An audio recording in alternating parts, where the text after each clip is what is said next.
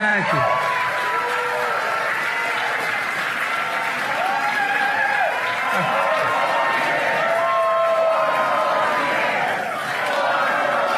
I think I should go home now. Except I'm already home. Thank you.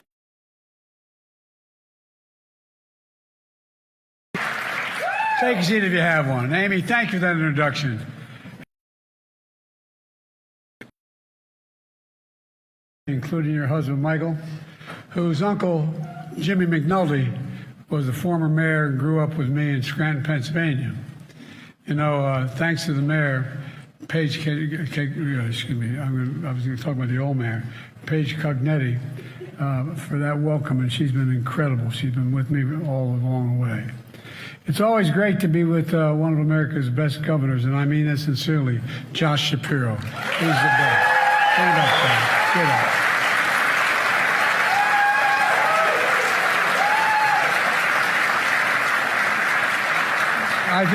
I think Josh and a lot of people are always tired of hearing me talk about Scranton, but you know, Scranton's a place that climbs into your heart, and it never leaves.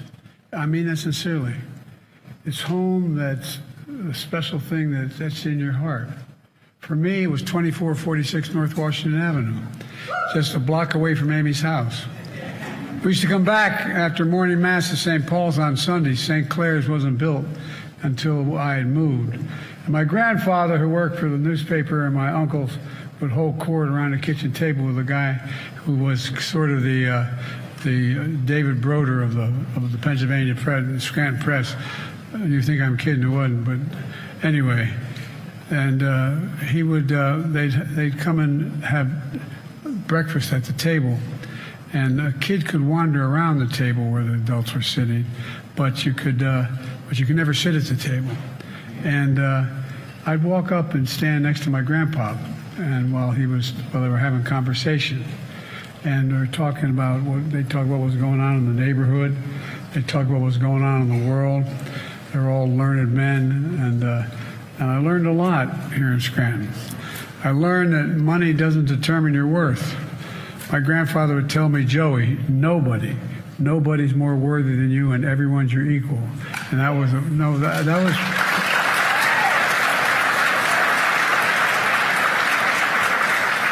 I learned that no one's looking for a handout. All anybody wants is a fair shot at making, and they deserve a fair shot. My dad had a saying. He said, Joey, a job's about a lot more than a paycheck. It's about your dignity. It's about respect. It's about being able to.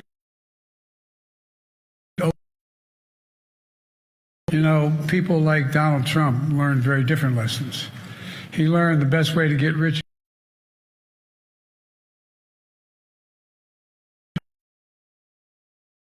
People who work for a living did, not him. He learned that telling people you're fired was something to laugh about.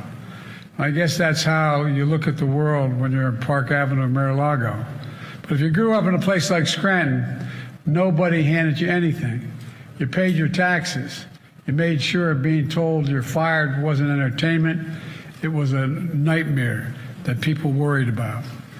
And all people knew, all I knew about the people like Trump who looked down on us were the people that haven't changed.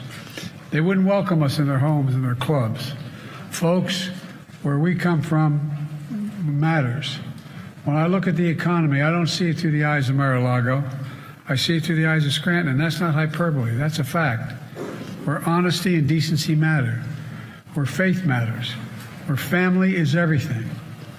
Where we grew up knowing in our homes that Wall Street didn't build this country. The middle class built this country. And unions built the middle class.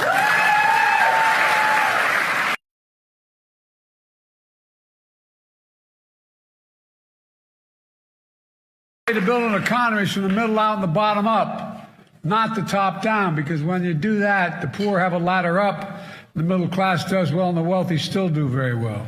We all do well. There's a stark contrast from my opponent. He looks at the economy from Mar-a-Lago, where he and his rich friends embraced the failed trickle-down policies that have failed working families for more than 40 years. Scranton values are Mar-a-Lago values. These are the competing visions for our economy, and they raise questions of fundamental fairness to the heart of this campaign that I want to talk to you about a little bit today. Folks, does anybody really think the present tax code is fair? Raise your hand if you think it's fair. I'm not joking. Well, neither do I. I'm a capitalist. If you're able to go out and make $1 million, fine. That's okay. But just make sure you pay your fair share in taxes.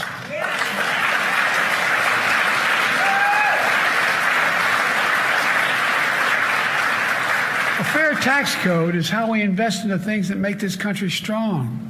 Healthcare, education, defense, and so much more. But here's the deal. For more than 40 years, our Republican friends have promised that the best way to grow the economy is from the top down. But here's what they don't tell you. It's never worked. The benefits don't trickle down.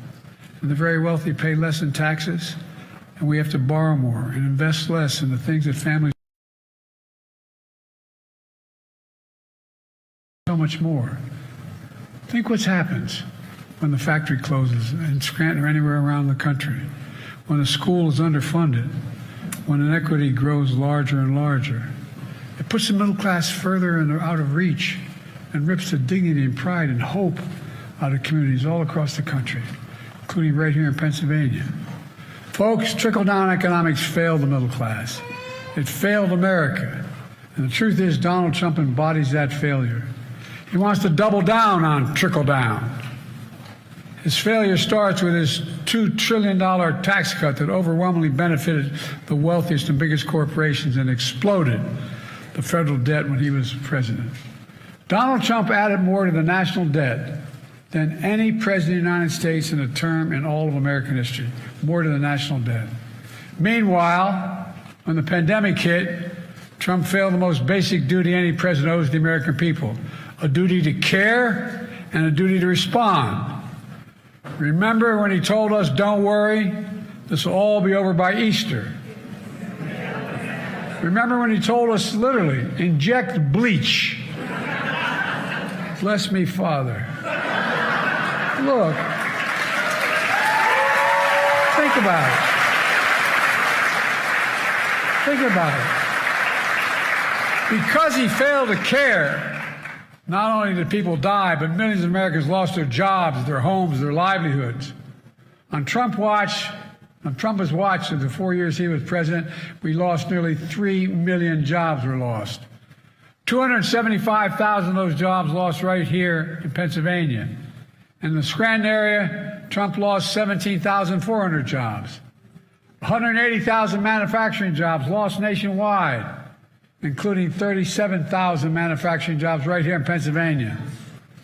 There are only 2 presidents on record in all of American history that left office with fewer jobs than when they entered office.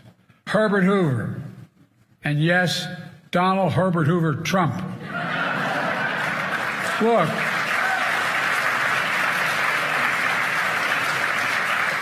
Trump's running again on the same failed trickle-down policies. Nothing's changed. Just a few months ago at a closed-door event in Mar-a-Lago, he told his millionaire and billionaire donors the following, this is a quote, "You're rich as hell, and we're going to give you tax cuts," end of quote. And then they all laughed about it. Not because they didn't think it would happen, because they knew it will happen if he's elected. How does that make me feel? How does it make you feel? How does it make the people I grew up with feel? I think it's outrageous. Trump wants to renew another round of billionaire tax breaks and corporate giveaways. And look, I come from the corporate state of the world, Delaware. I represented for 36 years. They're entitled to make a fair profit. It makes sense. There's more corporations incorporated in Delaware than every other state in the nation combined. But this is ridiculous what's going on now. You know, there are about 1,000 billionaires in America. Do you know what the average federal tax rate for a billionaire is today in America? For real. 8.3%. That's how much federal tax. No, I'm serious. Not a joke. Far less than the vast majority of Americans pay in federal taxes. No billionaire should pay a lower tax rate than a teacher, a nurse, a sanitation worker. I mean it.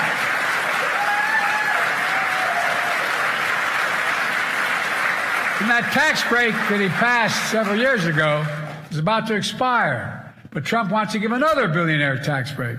Listen to what he says. Trump says his MAGA friends want to, quote, terminate. I love his terminology. Terminate the Affordable Care Act. That would mean over 100 million Americans with pre-existing conditions who now have health care because of the Affordable Care Act would lose their coverage. 100 million. It means millions of young people will be kicked off their parents' health care policies once they turn 26. The Affordable Care Act is paid for by a surtax on the very wealthy investment income. Trump wants to get rid of that, and as a consequence, would cost millions of Americans who lose coverage an average of additional $6,000 a year to maintain their health care. It would mean billionaires would get, as a consequence of not having to pay the tax anymore, another $3.5 million tax cut per billionaire. You heard me right. Billionaires would each get an additional tax cut every year of $3.5 million. That's 70 times what a typical family here in Scranton makes in 1 year. I have a better idea. As soon as I came to office, I expanded tax credits through the Affordable Care Act and saved millions of Americans another $800 per person per year on their health care premiums.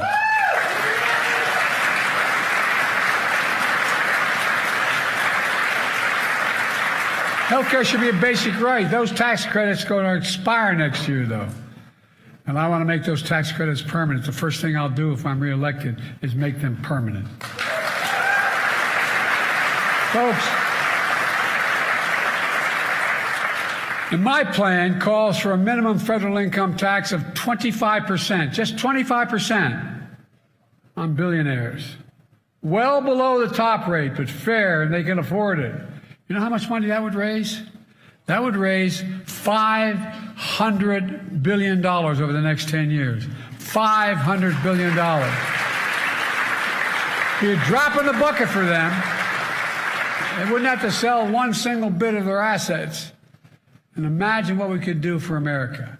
Imagine a future with affordable child care, paid leave, home care, elder care, and more, like every major country in the world has. Of all this is not only good for families, it creates jobs, it generates growth, it generates income, it generates economic vitality. Because guess what? When you have child care and you don't have to go out and hire somebody, you can go to work. I asked the Treasury Department to do a study. What's the effect of this? The effect of what I'm talking about is to increase economic growth. We have the most successful economy in the world today. But folks, how does Trump pay for these billionaire tax cuts? Well, Trump recently said Social Security and Medicare, quote, here's his quote, there's a lot you can do in terms of cutting, end of quote. Well, right on cue, the MAGA Republicans in Congress released their budget, which hasn't gotten nearly enough attention. The budget they proposed for next year would raise the retirement age in Social Security and it would slash Medicare. Think about that for a second. MAGA Republicans want billionaires to pay less in taxes, want seniors to work longer before they can retire on Social Security benefits, and they want to cut Medicare. I got a better idea. Let's protect Social Security and Medicare and make the very wealthy begin to pay their fair share in high taxes.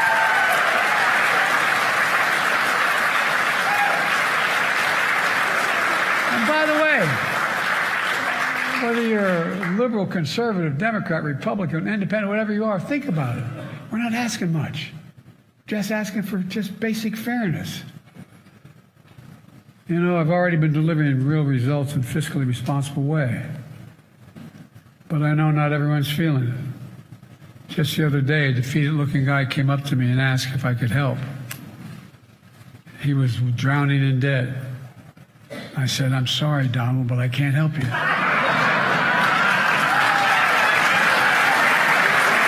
Nothing I can do.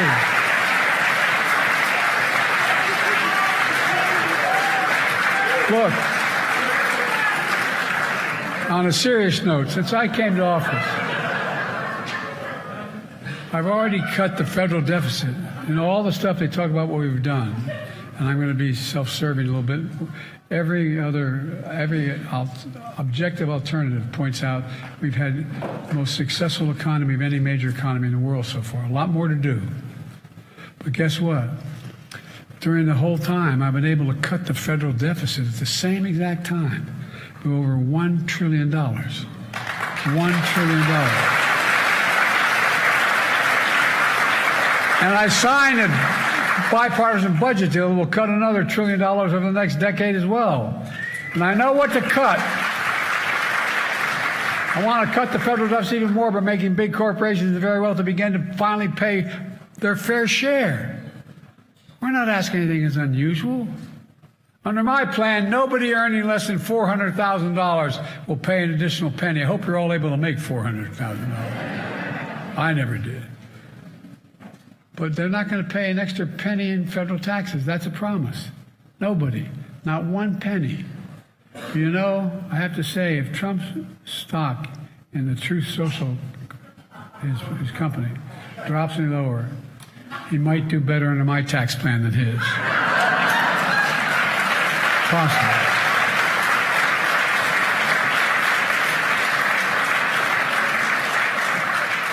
Folks, look, I want to cut taxes on the hardworking folks here in Scranton and all across the country, in Claymont, where I've moved from Scranton to Claymont in Delaware, all across the country, like Amy's family.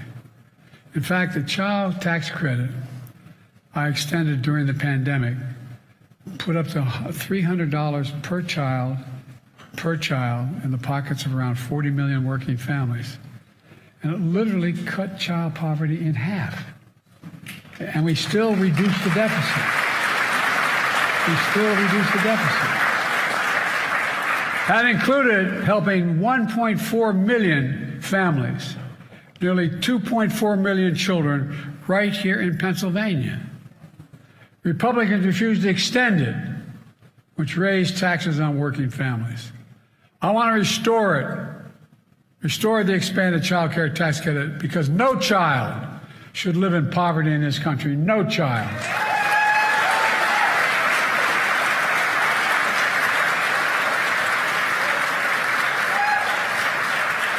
We've got a lot more work to do, I know. The cost of housing is so important. I want to provide families like Amy's the $10,000 tax credit to help them buy their first home or trade up for a little more space.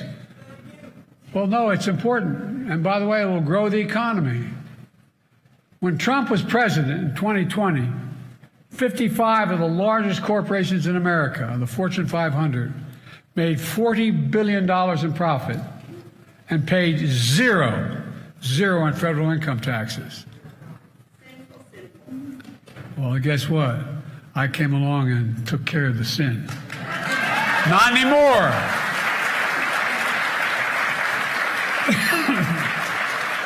Thanks to a law that I wrote and signed, big corporations now have to pay a minimum. They should be paying more, a minimum of 15% tax. There's a start, but not enough. By doing that 15% tax, they paid for every program that people are now benefiting from, and still cut the deficit by $70 billion.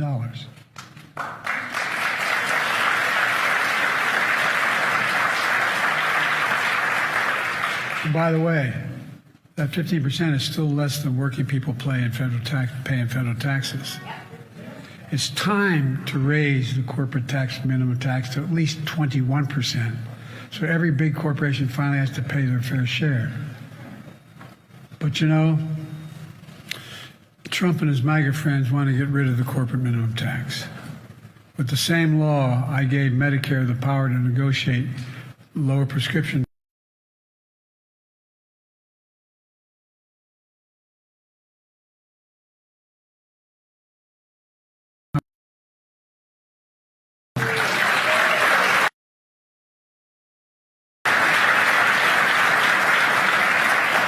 I've been working on taking on Big Pharma my whole career. But guess what? If I put you on Air Force One, we flew out of here and you took a prescription you had from a drug company in America.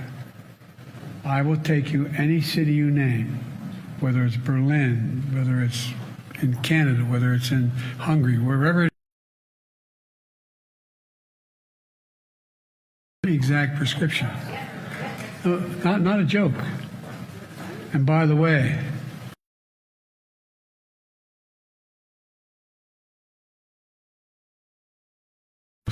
for example, seniors beginning in 2024, no matter how much their prescription drug costs are, they'll never have to pay more than $2,000 a year, no matter what. And by the way, companies will still make money. They'll still make a significant profit. Still make a significant profit. It helps reduce it. By the way, when we do this, it has a benefit, and that's already part of the law I passed. But guess what? Not only does it reduce the federal deficit, the help of the prescription holder, it reduces the federal debt. You know how much the first tranche of this has done? It's reduced the federal debt $1 billion. Why? Because Social Security, Medicare does not have to pay out $400 a month. They're paying out $35 a month.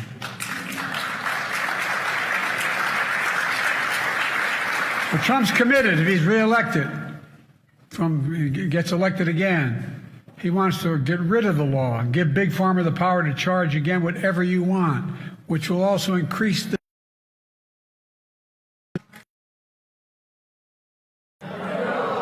We can't. And that same law empowers the IRS to go after the super wealthy. You know what? It's amazing how we had passed legislation increasing the number of auditors.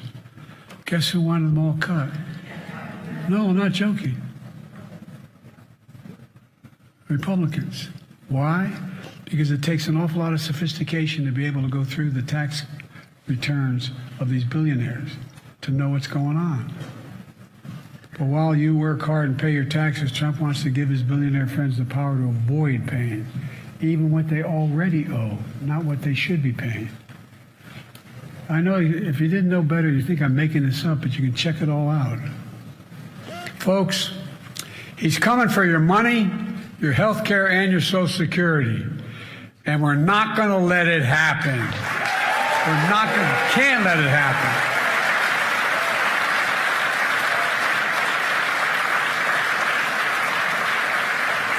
Look, let me close with this. As you've observed, I can't hide it. Scranton fills me with enormous pride. My mom didn't live in Scranton permanently since 1954. I swear to God, whenever she was asked, no matter where we were, Mrs. Biden, where you live, where you from, she'd say, Scranton.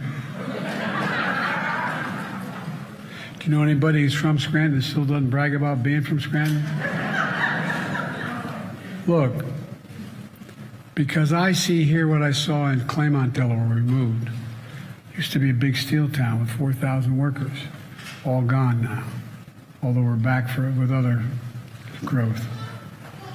Claymont, Delaware, and what I see so many towns around America, a deep pride in your work, a deep pride in your family, a deep pride in your community, in your country. I've always thought the World War II monument downtown by City Hall says so much about Scranton. My Uncle Ambrose Finnegan, Bosie Finnegan from North Washington, he served and died in World War II. Right after D-Day on Sunday, all four of my mother's brothers signed up to go fight in the military.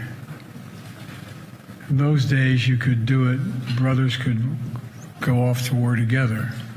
Fathers and brothers could do the same. In that war, and everybody called him Bosie Finnegan. Bosie was a hell of an athlete, but Bosie joined the Army Air Corps before there was an Air Force. And his name is etched. Scranton, I grew up understanding we have many obligations as a country, but we only have, and I got in trouble for saying, sacred obligation. And that's to equip those we send to war and take care of them and their families when they come home or if they don't come home.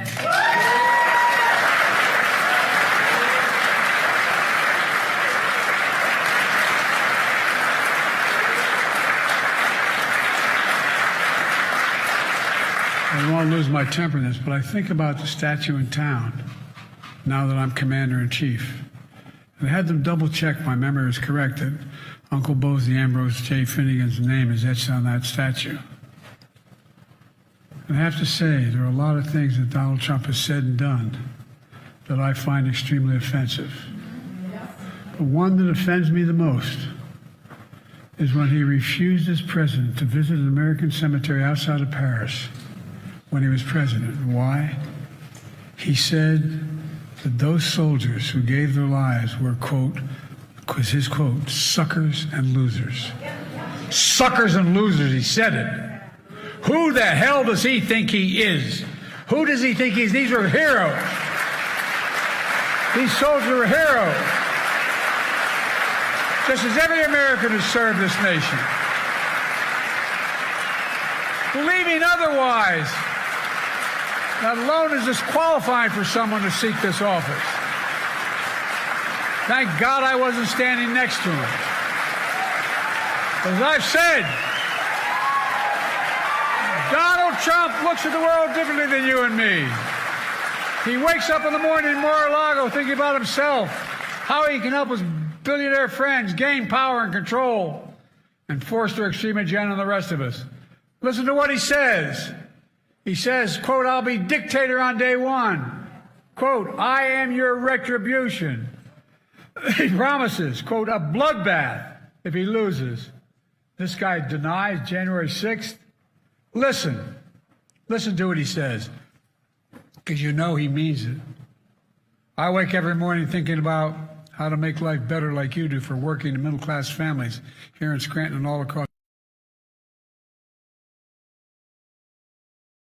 And we, the people. Maybe that's why millions of everyday folks are empowering our campaign. So far, 150,000 brand new this time around. And they're new contributors. But guess what? 97% of these contributions were under $200. It matters. You matter. My grandfather would tell me when I walked out the door in North Washington Avenue in Scranton. He yelled, Joey, keep the faith, when I was a kid. My grandmother would yell, no, Joey, spread it. Spread it. Let's keep the faith. Let's spread it. Let's remember who we are. We are the United States of America. There is nothing beyond our capacity if when we act together. God bless you all, and may God protect our troops. Thank you, thank you, thank you.